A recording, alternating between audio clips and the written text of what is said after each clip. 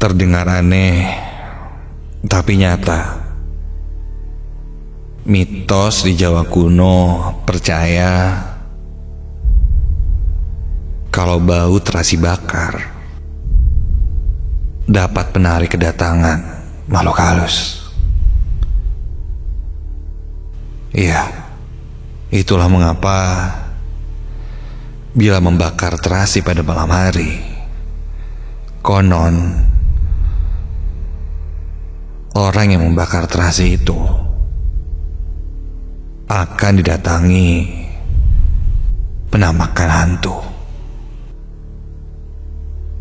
Entah benar atau tidak, katanya aroma terasi sangat disukai oleh kuntilanak. Membakar terasi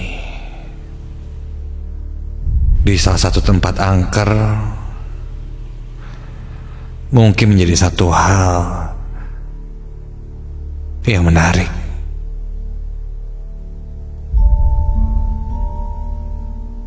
Namaku Rudi, seorang mahasiswa tingkat akhir di salah satu kampus swasta yang berada di Cibiru, Bandung. Tersirat di benakku untuk melakukan sebuah tantangan baru, yaitu tadi membakar terasi di malam hari. Sebelumnya memang aku sering mencoba tantangan-tantangan yang berkaitan dengan memanggil hantu. Mulai dari mendatangi jalanan angker di kota Bandung, rumah sakit tua, pabrik angker, dan tempat angker lainnya. Sayangnya, semua yang aku lakukan itu tidak membuahkan hasil. Ya mungkin aku merasakannya, tapi tidak sampai melihat hantu. Sampai aku beranikan untuk menguji tantangan baru ini. Penasaran? Apakah kali ini aku benar-benar bisa melihat hantu?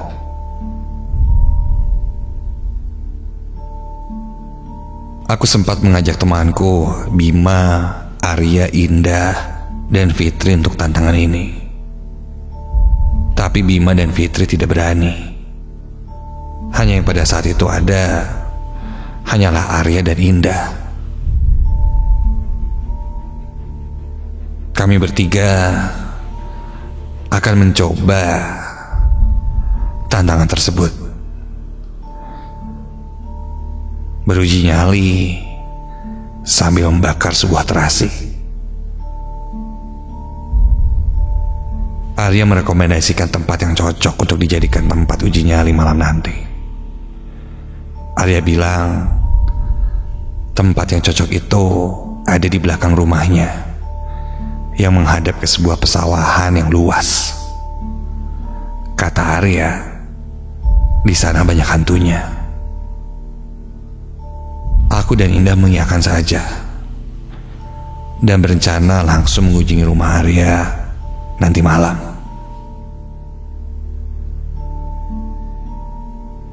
Rumahnya berada di daerah Dago Atas. Jam 8 malam aku berangkat dari rumahku yang berada di Pati Ukur menggunakan mobil.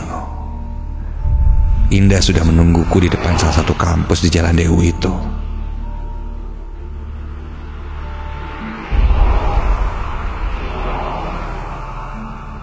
Setelah menjemput Indah, aku langsung melaju ke rumah Arya. Jalanan tidak begitu macet ketika itu. Hingga tak lama kemudian, aku pun sampai di rumah Arya. Begitu sampai, Arya pun mempersilahkan kami masuk ke dalam rumah. Sebelum melakukan kegiatan uji nyali ini, kami berunding dulu siapa yang akan melakukan uji nyali untuk pertama kalinya.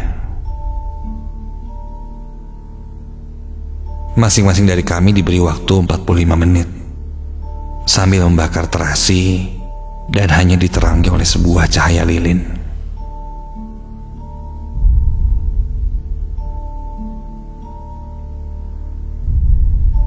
Setelah berunding, kami pun menentukan siapa yang pertama kali untuk beruji nyali. Yang pertama adalah Indah, yang kedua Arya, dan sisanya aku yang terakhir.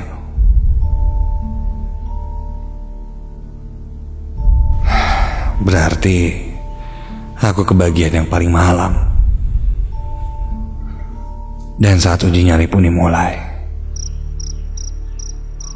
Diawali dengan Indah.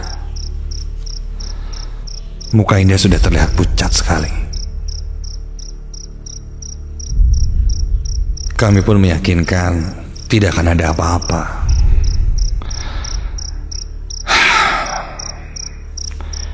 Indah pun mulai kami tinggalkan. Stopwatch kami nyalakan. Dan waktu pun dimulai. Kami menunggu di teras belakang rumah Arya, sedang Indah berada cukup jauh dari kami. Beberapa saat kemudian mulai tercium bau terasi yang dibakar. Indah sudah mulai membakar terasi itu. Artinya tantangan sudah dilakukan. Kami masih menunggu terus sampai sekitar 10 menit kemudian samar terdengar. Astaga, terdengar suara ada perempuan yang tertawa. Sontak kami saling bertatap. Indah.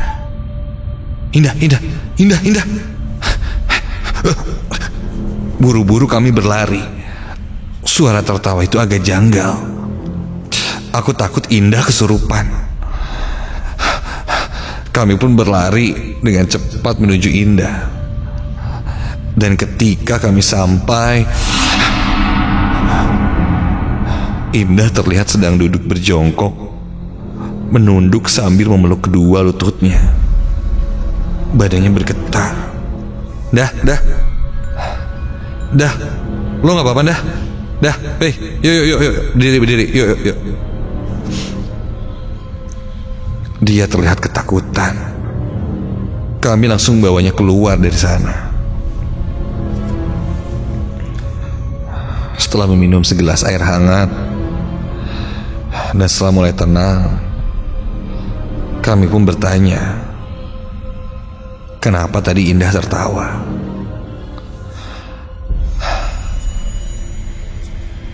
Lantas dia menggelengkan kepalanya dan bilang, bukan dia yang tertawa.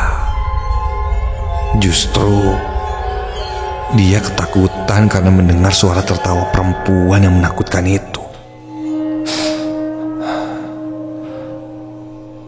Bulu kuduk kami kontan langsung meremang. Kami semua mendengar suara tertawa itu. Sampai akhirnya Arya pun kini jadi ikut-ikutan ketakutan dan menyarankan kita sudahi saja tantangan ini. Tapi aku masih penasaran.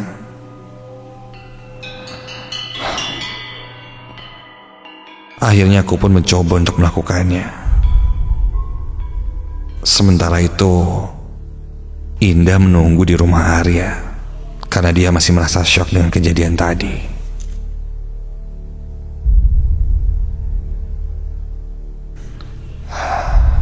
Singkat cerita, malam semakin larut. Suara-suara binatang malam sudah mulai terdengar. mencairkan suasana keheningan malam saat itu.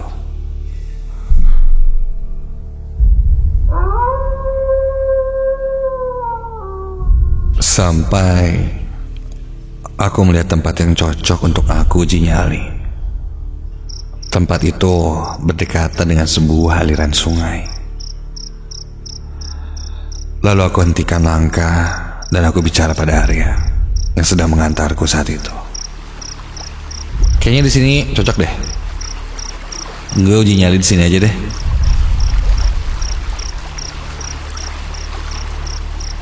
Arya menepuk bahuku, meyakinkanku sekali lagi bahwa jangan melakukannya. Karena suara tadi sudah membuktikan bahwa membakar terasi itu memanggil kuntilanak. Begitu katanya. Aku pun menanggapinya santai. Ya, udah deh, gak usah khawatir. Tenang aja, santai.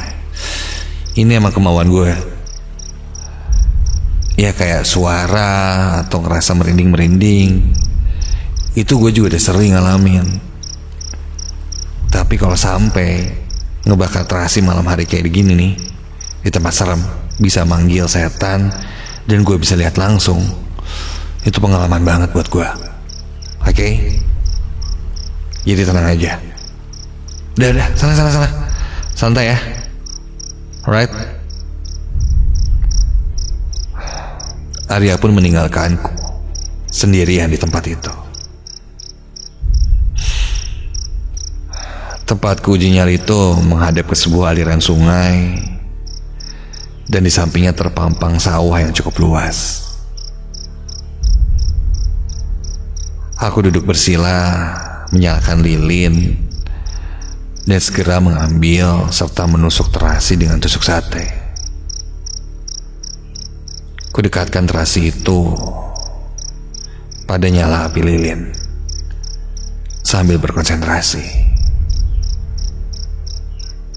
menajamkan segala indera dan tetap awas serta siaga. Begitu terbakar, bau terasi langsung menyeruak di sekitarku.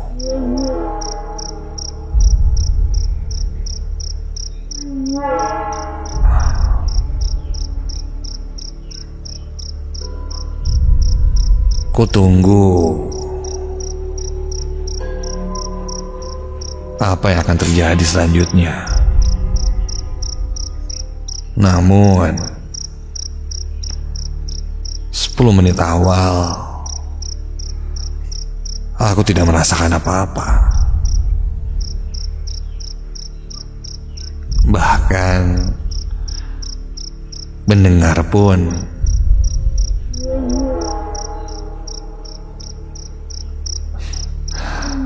tidak ada yang terdengar, suara-suara aneh atau apapun itu. Dalam hati kecilku aku berkata,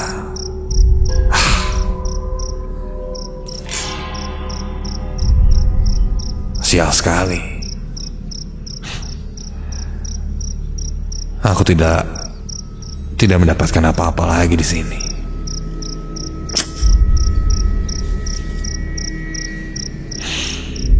Hingga tak berapa lama setelah itu,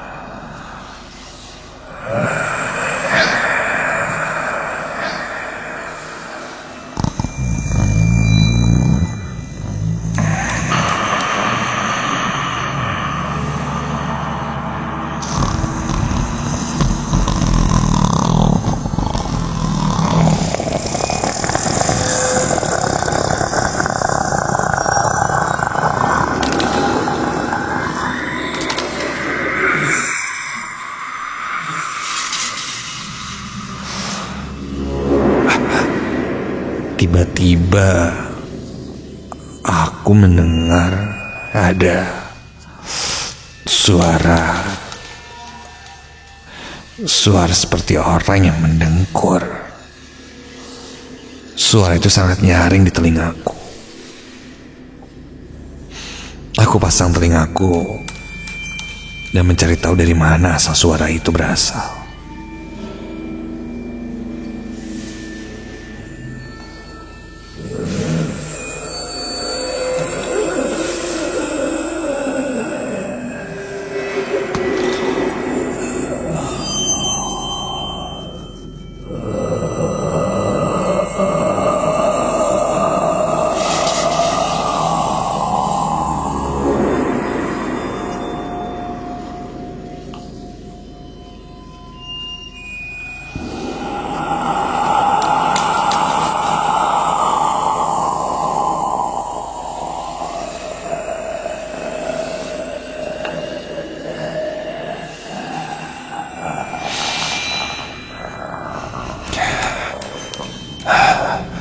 Ku beranikan diri untuk bertanya, siapa itu? Ya, Arya, hoi, jangan jaya lo, ya. Tapi tidak ada jawaban apa-apa. Dan seketika itu, suara dengkuran itu pun berhenti. Kayaknya beneran si Arya jahil dia. Hingga tak lama setelah suara dengkuran itu hilang, kini terdengar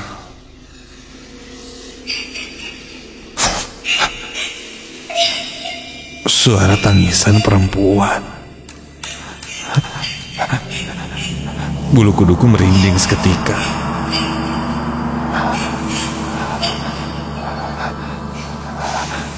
Suara tangisannya benar-benar terdengar sangat menakutkan. Tidak seperti perempuan yang menangis pada umumnya. Ingin rasanya aku berlari, tapi jika aku berlari, mungkin nanti aku akan ditertawakan oleh temanku tadi.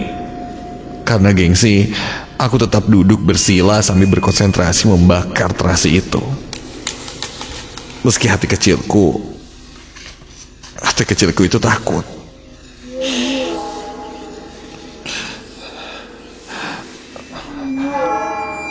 Bau terasi pun menyeruak lagi.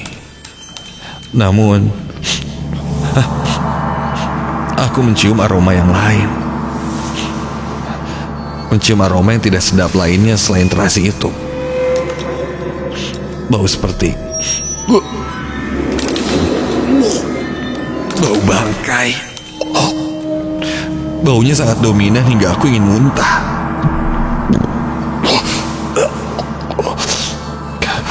Dan tiba-tiba terdengar suara dari arah sungai. Kontan mataku pun mengarah langsung ke arah sungai itu. Ketika melihat ke arah sungai itu, aku melihat sosok seorang perempuan di sungai itu dengan baju putih panjang dan rambut yang terurai basah. Wajahnya pucat dan sosok itu menatap ke arahku.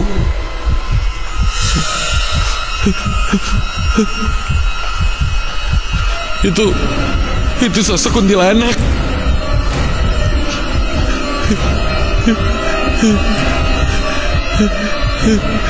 Sosok kuntilanak itu matanya membelalak merah menyala, melihat ke arahku sambil disertai suara tertawa yang menyeramkan. Aku hanya bisa diam, tidak bergerak,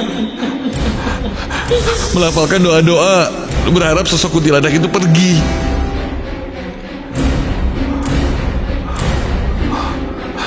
Ketika aku menutup mata dan terus berdoa, Lama-kelamaan suara itu semakin menjauh dan hilang. Dan ketika ku buka mataku lagi, sosok itu sudah hilang. Buru-buru aku matikan lilin dan membuang sisa terasi itu ke sungai dan berlari menjauh dari tempat itu. Ketika aku berlari, aku bertabrakan dan berpapasan dengan Arya. Iya, itu temanku Arya. Buru-buru aku menarik Arya pergi dari tempat itu. Hingga sampailah di rumah. Aku lalu menceritakan pengalamanku tadi pada temanku itu, Arya dan Indah. Kedua temanku tampak heran, karena Arya bilang tidak berapa lama setelah Arya meninggalkanku itu, katanya aku kembali lagi ke rumah dan sudah berada di rumah Arya bersama Indah.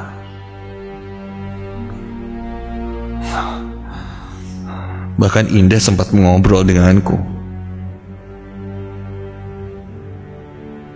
Hingga tak berselang lama, katanya aku pamit keluar sebentar dari rumah Arya.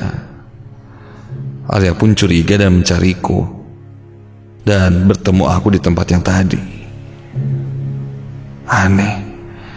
Aku pun meyakinkan temanku itu bahwa sejak tadi aku itu tidak kemana-mana di tempat itu dan tidak bergerak sama sekali. Sampai akhirnya bertemu dengan Arya di tengah jalan tadi. Keesokan harinya aku jatuh sakit, dan kejadian itu benar-benar membuatku terbuka bahwa memang sosok-sosok seperti itu benar nyatanya. Mitos-mitos yang memang sudah lama beredar. Lebih baik jangan dilanggar, terlepas dari kita yang membuktikannya karena penasaran atau hanya so jagoan saja. Yang jelas, aku berpesan, jangan pernah coba-coba untuk menantang mereka jika kamu tidak siap untuk melihat mereka.